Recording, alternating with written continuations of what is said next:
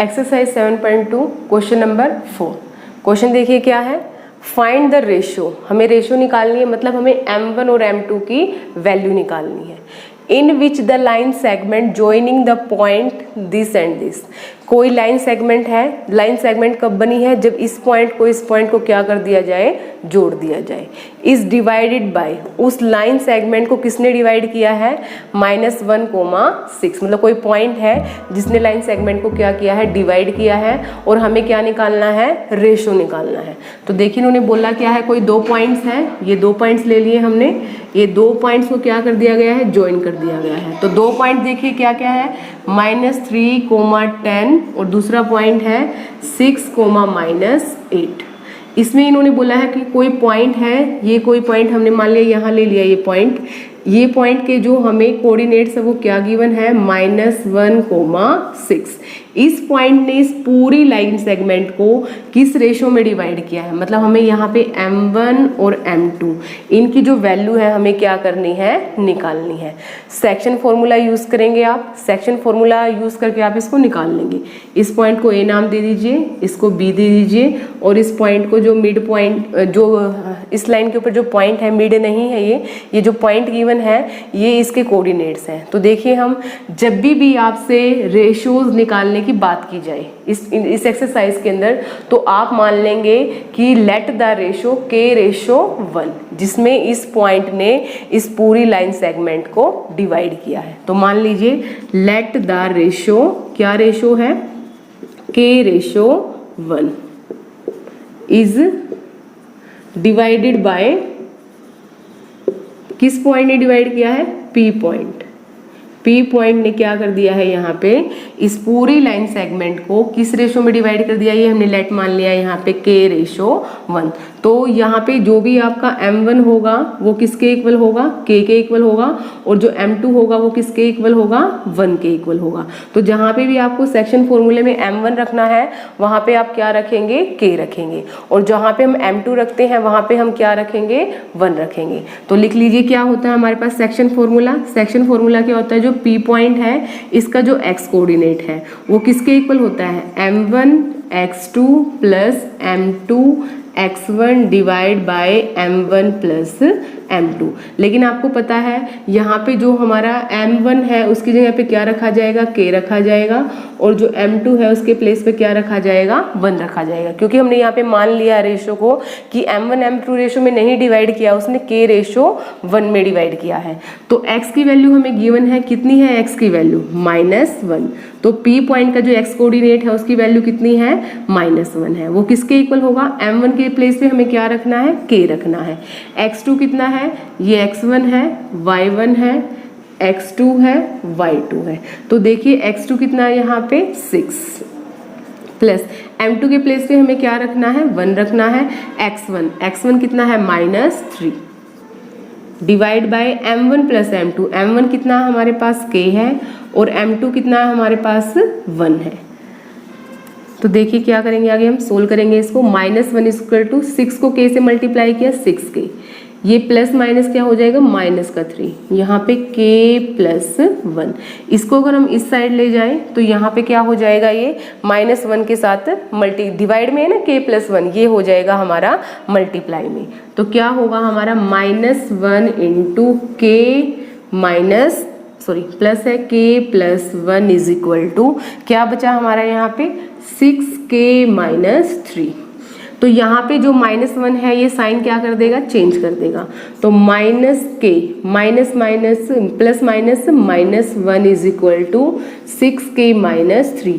तो k को इकट्ठा कर लीजिए, और जो आपके बगैर k के हैं टर्म्स उनको इकट्ठा कर लीजिए। तो यहाँ पे अगर इसको हम यहाँ लेके जाएंगे k को, तो यहाँ पे क्या हो जाएगा, -k-6k इज इक्वल टू -3, और ये 1 उस साइड जाएगा तो प्लस का हो जाएगा 1, प्लस का 1।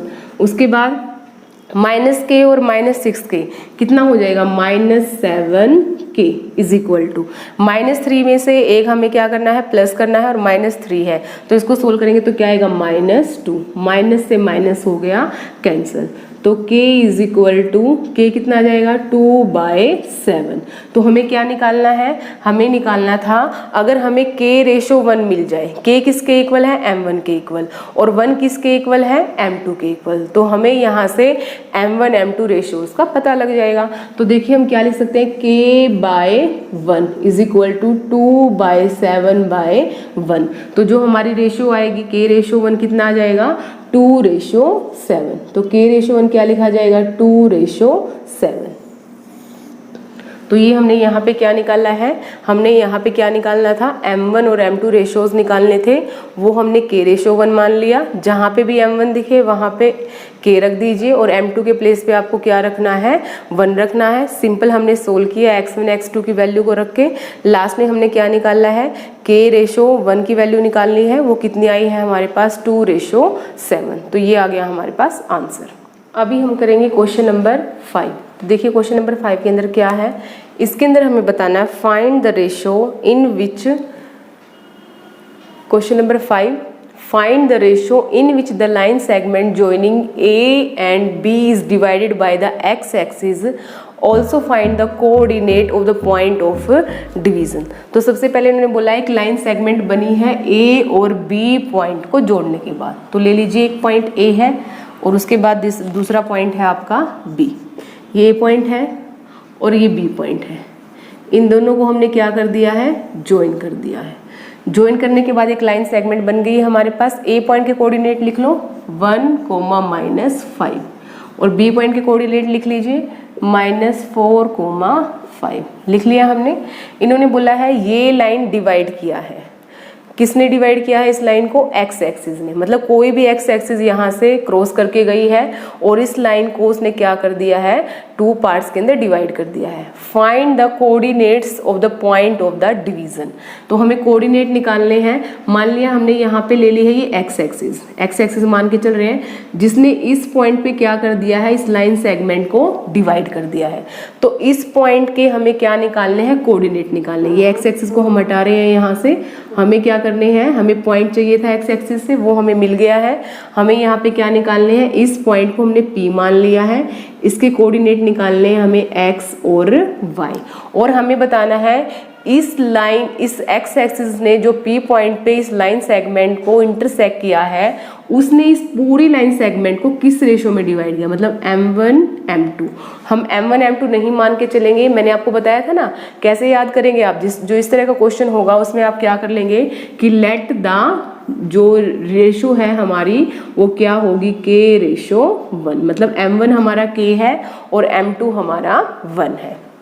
अब देखिए एक चीज ध्यान से जो इस क्वेश्चन में से आपको निकालनी है, किस एक्सिस ने कट किया है लाइन को, एक्स एक्सिस ने, ठीक है। और एक्स एक्सिस पे हमारे जो y की वैल्यू होगी वो क्या होगी, 0 होगी। पता ही है आपको, जो एक्स एक्सिस पे कोई भी पॉइंट होगा हमारा, y की वैल्यू अगर हमें देखनी है तो एक्स एक्सिस के ऊपर जो y की वैल्यू होती है वो कितनी होगी, 0। तो हम यहाँ पे लिख सकते हैं y किसके इक्वल होगा, 0 के इक्वल, क्योंकि यहाँ पे किस एक्सिस ने डिवाइड किया है इस लाइन सेगमेंट को, एक्स एक्सिस ने।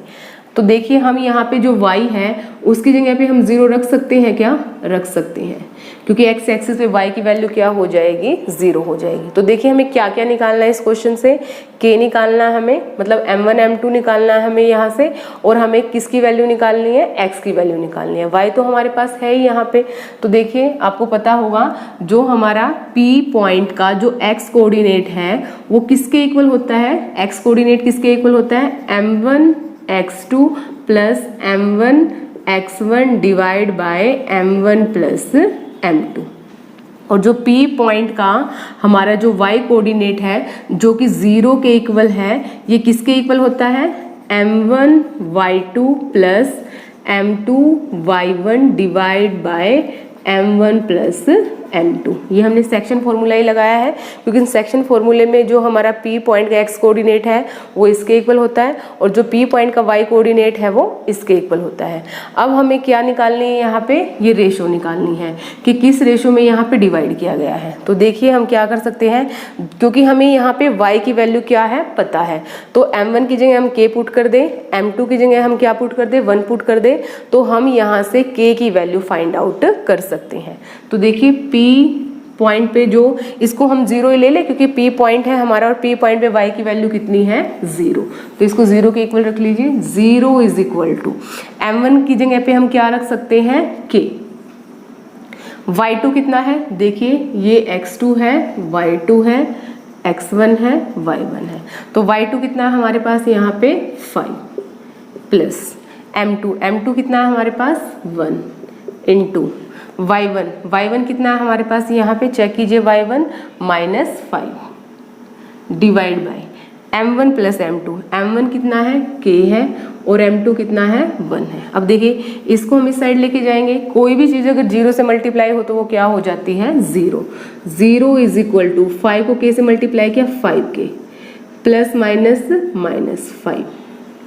अब क्या करेंगे हम k को और इसकी वैल्यू फाइंड आउट करेंगे, k की वैल्यू -5 को इस साइड लेके जाएंगे तो प्लस का 5 आ जाएगा, 5 is equal to 5k, 5/5 is equal to k। ये मल्टीप्लाई में है k के साथ 5, यहाँ ले गई, ये हो गया डिवाइड में, तो k की वैल्यू कितनी आ गई हमारे पास 1। k की वैल्यू कितनी आ गई हमारे पास यहाँ पे 1।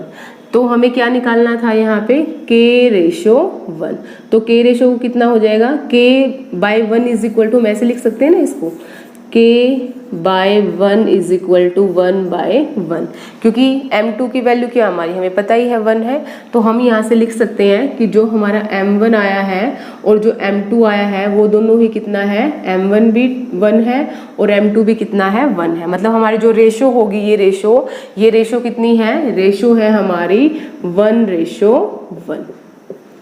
ये तो हो गया रेशो, तो हमने निकाल दी 1:1 क्योंकि k की वैल्यू भी 1 आई है और 1 की वैल्यू तो क्या होगी 1 ही होगी हमारी।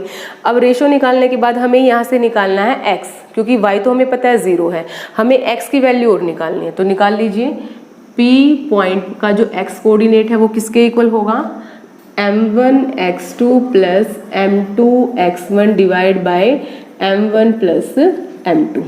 तो p पॉइंट का x कोऑर्डिनेट देखिए, m1 कितना हमारे पास, m1 1 आया है यहाँ पे 1 इंटू x2 कितना है, x2 है हमारे पास -4 प्लस m2 भी 1 आया है और x1 कितना है हमारे पास यहाँ पे, x1 है 1 divide by m1 plus m2, 1 plus 1 2 हो जाएगा हमारे पास ये। तो इज इक्वल टू देखिए कितना आ जाएगा, -4 को 1 से मल्टीप्लाई किया -4 प्लस 1 को 1 से किया 1 डिवाइड बाय 2, -4 और +1 -3/2। तो जो p पॉइंट का जो x कोऑर्डिनेट है वो कितना आ गया हमारे पास यहाँ पे -3/2। तो देखिए आंसर क्या लिखेंगे, रेशो क्या आई है 1/1 कोमा x जो हमारा कोऑर्डिनेट है p पॉइंट का वो कितना आया है -3/2 और जो y की वैल्यू है वो हमने यहाँ से पता ही लगा ली थी क्योंकि x एक्सिस पे लाई कर रहा है, तो y की वैल्यू कितनी है 0। तो हमें ये आंसर्स बताने हैं, ये आंसर आ गया हमारे पास। और इस क्वेश्चन को आप सिंपली वैसे भी कर सकते थे, देखिए आपको पता चल गया है m1 और m2 कितने हैं, दोनों की वैल्यू 1:1 है, तो इसका मतलब ये पॉइंट एग्जैक्टली कहाँ पे लाई करेगा, सेंटर में लाई करेगा। तो इसको इसमें ऐड कीजिए, 2 से डिवाइड कर दीजिए, इसको इससे ऐड कीजिए, 2 से डिवाइड कीजिए, तो भी आप इस मिड पॉइंट को निकाल सकते थे ऐसे निकालने की बजाय। तो आपकी मर्जी है, ऐसे अगर आपको निकालना है तो ऐसे निकाल लीजिए, नहीं तो मिड पॉइंट जैसे आपको पता चलेगा 1:1 आ गया है तो डायरेक्ट आप x की वैल्यू इसको इसके अंदर ऐड कीजिए और 2 से डिवाइड कर दीजिए, तो आपके पास वही आंसर आएगा -3/2। और यहाँ चेक ही कर सकते हैं, -5 और +5 कितना हो जाएगा 0, 0/2 क्या होगा 0। क्वेश्चन नंबर 6 देखिए क्या है, if first second third fourth, मतलब ये 4 हमें क्या गिवन है, वर्टिसेस गिवन है, 4 पॉइंट गिवन है हमें। ये किसके पॉइंट है, पैरेललोग्राम के टेकन इन ऑर्डर, इसी ऑर्डर में लेने हमें इन चारों पॉइंट्स को। फाइंड x एंड y, ये x और ये y, इन दोनों की हमें क्या निकालनी है, वैल्यू निकालनी है। तो सबसे पहले एक पैरेललोग्राम बना लिया हमने, ये पैरेललोग्राम है, इसमें ये पॉइंट हमने a मान लिया है, ये b मान लिया है, ये c और ये D। तो लिख दीजिए क्या ऑर्डर है इनका, ABCD। ये A है, ये B है, ये C है, ये D है। A के कोऑर्डिनेट लिखिए क्या है 1,2, B के कोऑर्डिनेट देखिए क्या है 4,y, और C के कोऑर्डिनेट क्या है x,6, और D के कोऑर्डिनेट क्या है 3,5। लिख दिए हमने सभी कोऑर्डिनेट। हमें x की वैल्यू निकालनी है और हमें किसकी वैल्यू निकालनी है, y की वैल्यू निकालनी है। तो देखिए कैसे निकालेंगे हम, हमें पता है जो डायगोनल्स होते हैं पैरेललोग्राम के, वो क्या करते हैं एक मिड पॉइंट पे एक दूसरे को काटते हैं यहाँ पे। तो जो हमारे पास जो ये लाइन है AC, इसका जो हमारे पास मिड पॉइंट होगा, और जो दूसरी हमारे पास लाइन है BD, तो जो इसका हमारे पास मिड पॉइंट का जो कोऑर्डिनेट होगा वो आपस में क्या होगा, इक्वल होगा। तो हम लिख सकते हैं पैरेललोग्राम के जो डायगोनल्स है एक दूसरे को क्या करते हैं, बाइसेक्ट करते हैं। तो लिखिए diagonals of parallelogram bisect each other. Diagonals of parallelogram bisect each other. देखिए एक डायगोनल ये है AC है एक डायगोनल, और दूसरा डायगोनल क्या है BC है। एक दूसरे को क्या कर रहे हैं, एक पॉइंट पे क्या कर रहे हैं, बाइसेक्ट कर रहे हैं। तो हम लिख सकते हैं coordinate of mid point of. अब देखिए एक डायगोनल ये है, ठीक है, डायगोनल क्या है हमारे पास BD, इसका मिड पॉइंट ये है, इसके जो हमारे पास x और y की वैल्यू होगी, और जो हमारे पास दूसरा डायगोनल है इसका जो मिड पॉइंट है, इस पॉइंट के जो डायगोनल के जो x y की जो वैल्यू होगी, यहाँ पे कोऑर्डिनेट की वैल्यू होगी, वो क्या होगी, एक दूसरे के इक्वल होगी। Coordinate of mid point of BD is equal to coordinate of mid point of दूसरा डायगोनल। देखिए हमारे पास क्या है AC। कहने का क्या मतलब है, जो ये डायगोनल है इसका जो मिड पॉइंट है, और जो दूसरा डायगोनल है जो इसका जो मिड पॉइंट है, इस तरह से इसके डायगोनल के कोऑर्डिनेट निकालिए, या इस डायगोनल के इस पॉइंट के कोऑर्डिनेट निकालिए, वो क्या होंगे, इक्वल होंगे। तो देखिए हम यहाँ पे पहले किसके कोऑर्डिनेट निकाल रहे हैं, BD के कोऑर्डिनेट। तो देखिए ये है हमारा डायगोनल BD, और ये क्या है, इसका मिड पॉइंट है। तो इसके हम कैसे निकाल सकते हैं इस मिड पॉइंट को, इसका जो कोऑर्डिनेट है उसको कैसे निकाल लें हम, इसको और इसको ऐड करें और किससे डिवाइड कर दें, 2 से डिवाइड करें, y में y ऐड करें और किससे डिवाइड कर दें, 2 से डिवाइड कीजिए। तो लिखिए अभी हम किसका निकाल रहे हैं, पहले कोऑर्डिनेट BD के मिड पॉइंट के। तो देखिए 3 + 4 डिवाइड बाय 2 उसके बाद है 5 + y divide by 2 is equal to, ये हमारा क्या है, x कोऑर्डिनेट है, ठीक है, और ये क्या है हमारा y कोऑर्डिनेट है। अब इसी तरह आप निकालिए coordinate of mid point of AC हमारा ये है डायगोनल, इसका जो मिड पॉइंट है इसका हमें क्या निकालना है, कोऑर्डिनेट निकालना है। तो अब इस मिड पॉइंट को P ही मान लीजिए, P के हम क्या निकाल रहे हैं यहाँ पे x और y। एक बार तो हम AC लेके P पॉइंट के x y निकाल रहे हैं, एक बार हम BD लेके P पॉइंट के x y निकाल रहे हैं। तो देखिए क्या होंगे, जब हमने डायगोनल AC लिया है तो 1 में किसको ऐड करेंगे, x को ऐड करेंगे, divide by 2, comma 2 + 6 divide by 2। तो हमने यहाँ पे क्या फाइंड आउट किया है, जो हमारा P मिड पॉइंट है उसका कोऑर्डिनेट हमने x y फाइंड आउट किया है। सेम यहाँ पे जो हमारा P पॉइंट इस डायगोनल का जो मिड पॉइंट है इसका हमने x y फाइंड आउट किया है। अब देखिए ये पूरा इसके इक्वल है, तो जो P पॉइंट का जो x कोऑर्डिनेट है और इस P पॉइंट का जो x कोऑर्डिनेट है ये इसके क्या होगा, इक्वल होगा, और जो ये पॉइंट है ये इसके क्या होगा, इक्वल होगा, क्योंकि ये P पॉइंट का y है और ये भी P पॉइंट का क्या है, y कोऑर्डिनेट है। तो हम लिख सकते हैं 3 + 4/2 इज इक्वल टू 1 + x/2, क्योंकि ये भी x पॉइंट है, P पॉइंट का x कोऑर्डिनेट है, ये भी P पॉइंट का क्या है, x कोऑर्डिनेट है। इसी तरह हम इसको इसके इक्वल रख सकते हैं, 5 + y/2 इज इक्वल टू 2 + 6/2। यहाँ से आप x की वैल्यू फाइंड आउट कर लेंगे, यहाँ से आप y की वैल्यू फाइंड आउट करेंगे। तो कर लीजिए, यहाँ पे 4 और 3 को हमने ऐड किया 7/2 इज इक्वल टू 1 + x/2। ये 2 क्या है, यहाँ पे डिवाइड में है, ये आ जाएगा यहाँ पे मल्टीप्लाई में, हटा दें यहाँ से, यहाँ पे ले आए इसको, तो 2 से 2 हो गया हमारा कैंसिल। अब हम क्या करें, इस 1 को इधर शिफ्ट कर दें, 7 minus 1 is equal to x. 7 में से 1 माइनस किया 6, तो x की वैल्यू कितनी आ गई है 6। हमें यही निकालना था ना यहाँ पे x की वैल्यू कितनी आ गई है 6। अब इसी तरह निकालिए y की वैल्यू, तो इसको ऐड किया हमने तो कितना आ गया 8/2, 5 plus y/2 is equal to.